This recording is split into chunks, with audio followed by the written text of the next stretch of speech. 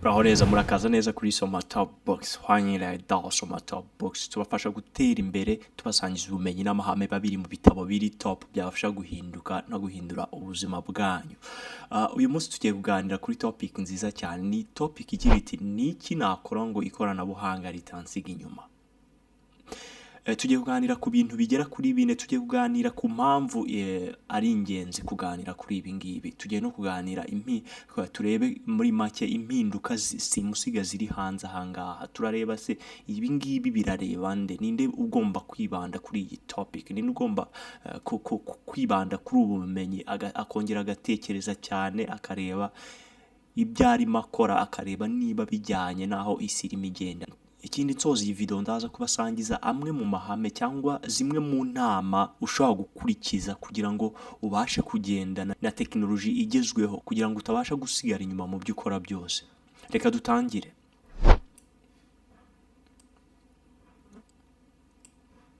Kuki ari ingenzi kumenya ibi ngibi? Ubu ngubu tugeze mu gihe aho buri muntu wese agomba gutekereza byisumbuyeho kugira ngo tubashe kujyana n'impinduka ziterwa n'umuvuduko wa teknoloji. Igihe waba utabikoze, ikibaho nuko usanga mu byo ukora byose wowe warasigaye inyuma cyangwa ugenda nk'akanyamasyo mu gihe abandi barimo biruka bagendana n'igihe. Tugeze mu gihe aho umuntu wese agomba gutekereza byisumbuyeho kugira ngo tubashe kujyana n'impinduka ziterwa n'umuvuduko wa teknoloji. Mu gihe waba utabikoze, ikibaho nuko wisanga wasubiye inyuma cyangwa ugasanga wahombye mu byo usanzwe ukora byose. Reka mbahe nk'urugero. Mu minsi ishize naganiriye n'umushinwa dukorana, yambwiye inkuru y'uburyo yari amaze igihe adataha iwabo. Hari hashize igihe kingana n'imyaka 4. Noneho mu gihe yatahaga, hari hafi y'iwabo hari isoko.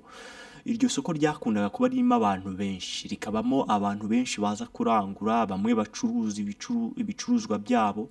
Ariko icyamutangaje nuko nyuma y'imyaka 4 asubiyeyo asanga nta muntu uriyo. Abajije abantu ese byagenze bite, asanga benshi mu bacuruzi bahacururizaga barahombye. Abase kuki bahombye kandi bari bafite abantu, bari bafite ibicuruzwa byiza, bafite n'abantu babagurira. Uzi icyabaye? Igisubizo yabonye nuko bamubwiye ko aho bigeze abantu benshi batagishishikajwe no kuza mu isoko kureba ibicuruzwa, kuko babifata nko guta umwanya ndetse no guta amafaranga rimwe na rimwe y'ubusa, kandi nta n'ubwisanzuro bafite bwo guhitamo ibicuruzwa byabo. Avuga ko abantu benshi ubu ngubu basigaye baragiye ku masoko yo kuri internet, aho wicara iwawe ugahitamo icyo ushaka, ukagura icyo ushaka kandi kikakugereraho igihe. Ibi biragaragaza uburyo rero teknoloji n'umuvuduko wayo uramutse utakaye cyangwa ikagusiga, ushobora kwisanga nta kintu ushoboye gukora muri iyi si.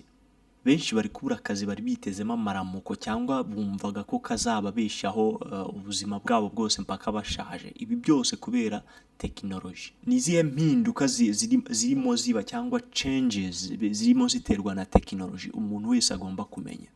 Ndagira ngo nkubwire ko aho teknoloji igeze, impinduka nyinshi mu mpande zose z'ubuzima zirimo ziragenda ziba. Umuntu uzabasha kubaho mu minsi iri imbere n'umwe uzabasha kugendana n'impinduka ziriho akazibyaza umusaruro. Ndavuga impinduka zirimo zizanwa na teknoloji. Muri domaine zose ndagira ngo nkubwire ko harimo impinduka. Niba wari umuganga, ubu ngubu bitandukanye n'uburyo wavuraga abantu. Birasaba kwifashisha teknoloji. Nutayifashisha cyangwa ntiwige ngo ugendane naho teknoloji igeze, ibyo byose uzasanga warasigaye nta kintu ushobora kwikorera. Muri domaine zose na kariyeri zose kiriho nuko harimo haraba impinduka, kandi impinduka zikomeye cyane. Bisaba umuntu wese, bisaba nge nawe gukomeza gukora cyane cyangwa kugira imitekerereze yisumbuyeho, tukabasha kugendana na teknoloji. Reka nkubwire ikindi. Mu mpinduka zirimo ziba hano hanze hari ibyo bita ubwenge karemano cyangwa artificial intelligence. Mu gishinwa nibyo bita rengongjina. Izi artificial intelligence cyangwa ubwenge karemano burimo burahindura isi ku buryo butigeze bubaho. Biragaragaza ko umuyobozi w'isi y'uyu munsi ndetse n'isi y'ejo hazaza, agomba kuba azi neza gukoresha ubu bwenge karemano, cyangwa azi kubukoresha mu nyungu ze, akabukoresha bikamubyarira umusaruro. Mu kazi ukora kose tangira utekereza uko wabyaza umusaruro aya mahirwe. Ubu bwenge karemano ni tekinoloji iriho kugira ngo idufashe kurushaho kubaho neza ndetse no gukoresha neza igihe dufite. Naguha nk'urugero, hari nk'akazi kasabaga amasaha 100 ngo kugira ngo karangire, ariko ubu ngubu hamwe n'ubu bwenge karemano birasaba iminota 10 cyangwa 30 akazi kose kakaba karangiye. Ese izi mpinduka cyangwa ubu bwenge karemano burareba ninde bireba? Ndagira nkubwire ko impinduka mu ikoranabuhanga cyangwa iri terambere ririmo riza rirareba buri wese, birandeba, birakureba, buri wese biramureba. Buri wese agomba gukora cyane, buri wese agomba gutekereza ni gute nabyaza umusaruro iyi tekinoloji iriho, ni gute nayibyaza umusaruro kugira ngo bingirire inyungu, mbashe gusevinga igihe ndetse mbashe no kugendana n'igihe, ndeke gusigara inyuma. Dusoza ndagira ngo mbabwire bimwe mu bintu umuntu agomba gukora, cyangwa nizihe nama nakugira, niki ugomba gukora kugira ngo ubashe kurushaho kugendana n'ikoranabuhanga rigezweho.